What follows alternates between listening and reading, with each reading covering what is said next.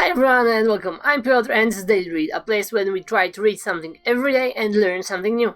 I'm still going through Spark by John Ratty, you can see it here, the link is in the description, and let's begin guys. I will read for 15 minutes, feel free to join me, read a little bit, learn a little bit, and then we can go through the highlights and learn something, and then talk about this at the closest party, if we'll actually be able to party. So let's start. The chapter that we are starting today is Diet Eat Light, Eat Right.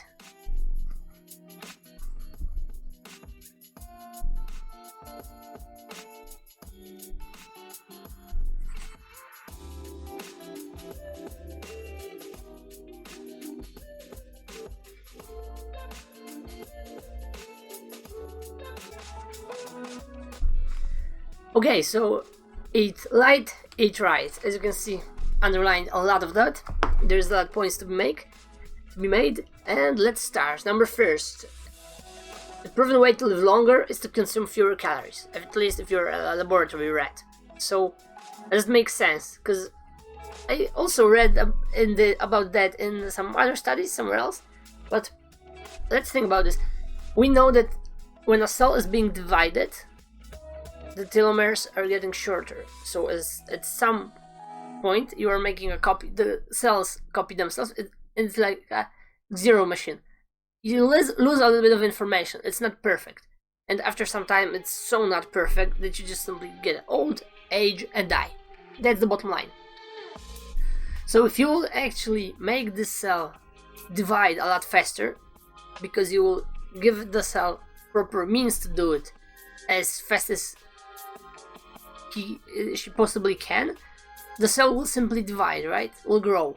And if you will subtract a little bit of that food, there will be the means to not go with the full potential of growing and as fast as possible, but to slow a little bit, because you won't be able to actually divide, because you won't have any stuff to build another cell with all that, because you didn't have all that food. So maybe we can think about that like this. Probably there is something into it. I'm not an expert, I'm just trying to understand this with my mortal being normal brain. So the idea is you eat more, you age faster. Keep that in mind. Pretty much everyone are overfed and under-exercised. Pretty easy, right? And if we did a little bit of deprivation in calories at some people, they had fewer markers of oxidative stress and inflammation. But as we talked previously, a little stress is good stress. Especially stress is good when you actually can stress a little bit, but then you have the proper time to heal from that. So for example, here it's a mild stress, but as long as there's a recovery period, it's a good stress. And remember, if you are stressing out, your body actually sends the signal, and it is doing everything it can to actually help you deal with that stress. And this is always a lamp for you that something should pop up and, okay, I'm stressed, why? Let's fight this, let's figure out why and do something about it. Because it will be very, very beneficial for all of us. Okay, let's go further down the road with the diet. Malnourishment is pretty much very easy to make if you're an elderly person. So if you want to eat less or have fasting periods, etc., etc., if you're an elderly person, remember that you're losing calcium and you might losing a little bit faster the bone structures, so you actually need to eat right. So don't overdo it, and pretty much the best food you can eat is cumin, garlic, onions, broccoli, additionally blueberries, pomegranates, spinach and beets. And for example, this is an explanation here why beets or spinach, because Gandhi, I believe, is talking about how vegetables can kill you, because yes, indeed, there are small doses of toxins inside those vegetables, but your body can really easily handle those, and this is the mild stress we were talking about previously. You are getting from the vegetables a little bit of stress because of those toxins, but you're also getting all the nourishment and nutritious values. And the mild stress actually helps your cells to grow stronger, to be more resilient for the future. So it's pretty much both way you win when eating vegetables.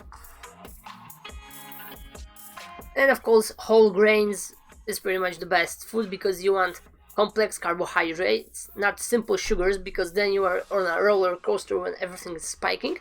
And with complex carbs, this is a lot more steady and even amount of energy and the fuel for your brain. So, additionally, omega-3, pretty much eat fish as much as possible, because you probably won't be able to eat as much either way. Just try and eat as much as possible. Eventually get some pills with EPA and DHA acids and you should be golden. Additionally, of course, there is vitamin D. Go and move your ass in front of the sun outside. And yeah, pretty much there's that. Let's move to another part, which is physical exercise. Let's do it steadily.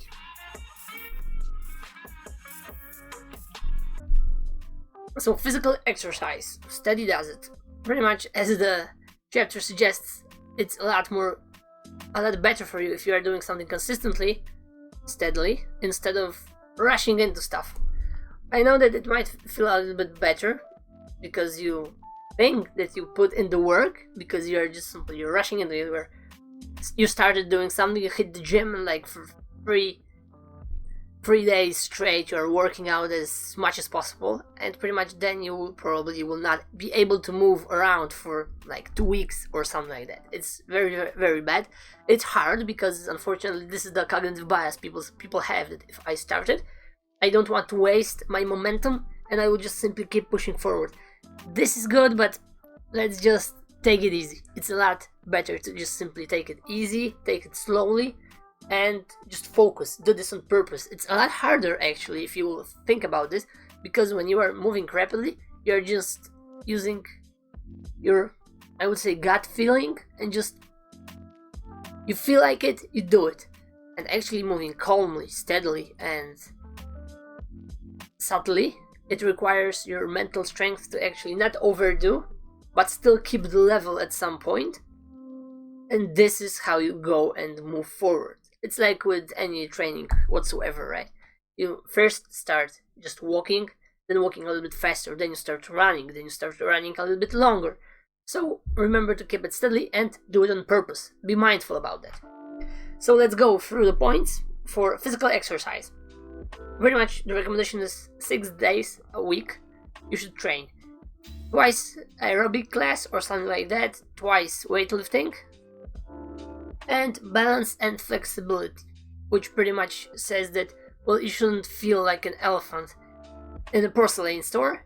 You should be actually able to just simply move, maybe not with grace, but just be aware of your surroundings. Don't be like this big ass train that cannot stop if it starts to move. It should give you the balance you need and just simply a better movement throughout your whole body. It shouldn't be like that you're barely able to move anything, like big guys from strongman with all those muscles. If you want to benefit your health the most, try and think in the flexible manner. Like for example, bike riders. They are very skinny, pretty much maybe a little bit too much, so you don't want to be that. It will be pretty hard for you, so probably you won't be there anyway, but you want this as a functional training for your whole body. Because what will you do with all those big muscles if you can't even tie your shoes in the end, right? Okay, so 6 days a week you should train. Your heart rate pretty much 220 minus your age. This should be your max heart rate. You should work out around 60 to 80, depends on the training. The crucial is balance and flexibility. Why? Because, for example, older people have a lot of injuries because they fall down from something, or they couldn't keep their balance, or something else. The muscles that actually stabilize your whole body are very, very crucial, especially in the old age, when even a small injury when you fall down, you are not able to fall properly. If you would be younger, you just fall and that's it. If you will hit hard, you will hit hard. And the flexibility should actually help you to not fall at all. It's not that you want to cure the disease, you want to prevent the disease, or the injury in that case. Okay, so aerobic classes 2 to even 3 times a week, 60 minutes. and it should be a just simply eager tempo to do anything. Don't just sit on your bicycle at the gym like I know a couple people do and just to read a book. Okay, you can read a book, but you're not really exercising. You're there to exercise, so move your ass. If you're not sweating, you're doing something wrong. That's it. And yes, consistency is probably more important than intensity, because it's a lot better to actually work out pretty much work out 15 minutes a day for the whole week instead of one workout that will take 1.5 hours. At least I would definitely prefer 15 minutes, but 1.5 hour workout is simply easier for us human beings, because 15 minutes you need to create a habit, you need to create a place, you need to pretty much do it daily. It might be a strain, mental fatigue, another decision to make that day. But as we talked previously, if you make a decision, just remember that this decision should be final. Like, I will hit the gym. I don't ask questions, I just move my ass. I don't even second guess myself or anything. I just pack my shit and go, leave everything else. Which also is another point. If you want to better address your time and how you spend this, say no. Don't add things to your schedule, remove the schedule and make time for new stuff. That will be a lot more beneficial and it will be easier for you in the long run. Okay, so strength. Weights and resistance trainings twice a week, because if you will do it properly, your muscles will always grow and always be sore, more or less of course, because they will be growing. That depends on your regimen and your schedule. But yes, as I recall, when I was hitting the gym, I was so relieved after a break because it didn't hurt finally. I always felt that my muscles were sore after the workout, but yes, there was progress. It was very fulfilling and very, very nice. And you actually, if you are training, even if you're elderly, you are actually gaining bone density instead of losing bone density. So people that trained gained 1% of bone structure, and sedentary people that didn't lost 2.5%. That's it. And balance and flexibility, it's pretty much also, you can mix this with aerobics, because for example, if you use a jumping rope, like this requires flexibility and a lot of work to actually keep yourself at the given tempo and jump all around. So you can actually combine those in the aerobic classes, for example. And what John is writing is pretty much yoga, Pilates, Tai Chi, martial arts. And in elderly age, it's not the best idea, I would say. But for example, tennis, badminton, a lot of sports you can do, and they don't have to be that much taxing, but they should be, especially if you're retired. You have all the time in the world. And Bosu ball is very good for actually coordinating all your movements and all your body. Cheers. About those greens. Oh yes, about those greens. I think I didn't mention it, but green tea and red wine are also beneficial in the same way. There is a little bit of toxins that mildly stress your body, that it actually helps the cell to be more resistant. And there are good things like antioxidants and resveratrol in the red wine. Be mindful about that. And the last part for today is mental exercise. Keep learning. So we are stretching our diet, maybe working out our diet. Well, pretty much we are using a better diet. We are stretching and exercising our body, because in a healthy body there is a healthy mind. So let's see what we can do for our brains.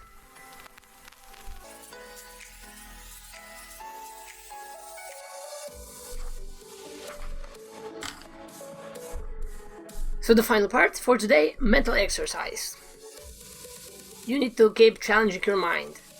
Exercise, we know already that exercising prepares our neurons to connect. It prepares. This is why was the 0 hour of physical education in school invented. I mean, maybe not invented, but they did propose it and it worked, because kids, after moving a lot of physical exercises, sport, were learning a lot better because the neurons were simply more plastic, and it was working a lot better. They were prepared for connections, and they actually made the connections while they were reading, learning, studying the normal subjects after the physical education.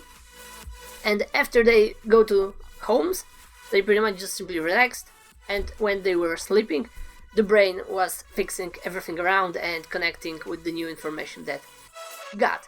And given that they were exercising, it was a lot easier and better for them. So the crucial also part is that you should be interested in learning. The statistic says that if you have a college degree or something like that, you probably just simply are interested in this stuff. You like to know stuff. People get dopamine rush from this. Like, for example, I love to read exactly what I'm reading right now. A lot of information, a lot of things that I simply can refer to and put it in use pretty much momentarily. Maybe not momentarily, because I would actually have to, for example, move my ass on a regular basis daily, but it still is pretty much perfect for me. I don't need to finish medical education for 5 years to know that sport and exercise on a daily basis will make me feel a lot better. So, but you actually need to find just simple joy in reading and learning. If you don't, well, maybe you can try from something else and start there. Additionally, to keep your brain sharp and your mental abilities do not decline in the elderly age, a lot of social contact. For example, there was about the blue societies, as I remember, about the people that live over 100 years. There was a study that all those families, so to speak, those group of people, they were very interconnected. Everyone had a lot of people around him. They contacted on a regular daily basis. There were a lot of them, and everyone helped everyone. It just simply lowered the stress, because you know that there is a person right next to you that will be willing to help you. And they know that you will be willing to help them. It's pretty much as Simon Sinek is saying about Marines and in Sparta. Spartans didn't hold their guard for them. They held the armor for the guys on the left and the guys on the right, and that's it. Obviously it worked a lot better, because their shield was not only for them, it was usually for the guys left to the right, because, well, they were brothers. Maybe we don't have the same mentality right now, because in the end it's like free for all. Maybe, especially in the corporate world, it might be very different. But yes, if you have your tribe, your friends, family, it will help you a lot. So don't neglect this. Keep in touch. SMS them, message them, text them, and see where it goes. You can always discard them and find yourself new friends if you think that they are not good enough for you, or just simply they are holding you down, because this is also a very crucial thing. That find people that actually encourage you to do stuff and not simply grab you and hold you down because it's easier for them not to exercise also. Okay, so there's that. Additionally, this is a story about School Sisters of Notre Dame, and there was Sister Bernadette. Pretty much after the postmortem, she at least should have Alzheimer's disease, some gene, and pretty much dementia. But she didn't. Why? Because she was always sharp, she was learning. They were publicly discussing different topics in the school, which made the brain actually just simply override the issue and make connections around the problematic parts of the brain. And she was still able to be very, very mentally sharp, even despite the conditions of her brain. So if we actually work out the brain, it will find a way to still work, even if we have some health issues. But we need to do this actively. It's not easy, especially if someone has a habit of simply not doing this. But the prime thing for all those things that we are talking about, meaning diet, eat light, eat right, everything about diet, right? Exercising, and keep learning for mental exercise and mental health. I would say the biggest part is that we should actually find joy in all of that. So, for example, if you want to move, you can play around in home with Nintendo Wii, especially in the pandemic time, or some PlayStation when you actually get to move in front of the TV and you get some score. It will provide you with some exercise. Honestly, it should be even more than enough for starters, because you will be able to do push-ups, sit-ups, and it will make you very, very fast, very, very tired. Your grandparents or parents also can do that in different times of the day, so it's easy as hell. Pretty much we have Skype, so you can be as social as possible. You can just call people for 5 minutes and say, how's your day, what's up, whatever. You can tell them a joke and just simply say that, sorry, I got to run, and that's it. So keep in touch with people around.